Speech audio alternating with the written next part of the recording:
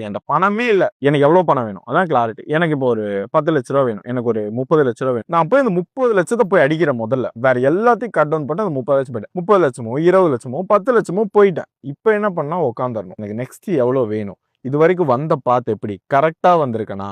இந்த மாதிரி எல்லா ப்ராசஸ் இருக்கும். இதுக்கு மேல எனக்கு ஏதாவது டீம் தேவைப்படுதா? என்னோட நெக்ஸ்ட் கோல் இது. இந்த ஃபேஸ் இது. ஸோ இப்போ இந்த ஃபேஸ்ல இருந்து மறுபடியும் இப்போ நெக்ஸ்ட் லெவல் போகணும். சும்மா எனி டைம் ஹசிலே இருந்தோம்னா நம்ம மைண்ட் நிம்மதியில இருக்காது. ஹசில் தான் கரெக்ட், நான் இல்லைன்னு சொல்லவே இல்லை. ஆனா எதை ஹண்ட் பண்றோன்ற கிளாரிட்டி இல்லாம இப்போ கொஞ்சம் ரிலாக்ஸ்டா இருக்கலாம். பிகாஸ் ஏன்னா இது வந்து லைஃபோட ரொம்ப இம்பார்ட்டன்டான ஃபேஸ். இத்தனை நாள் பணம் ஓகே கிரேட்.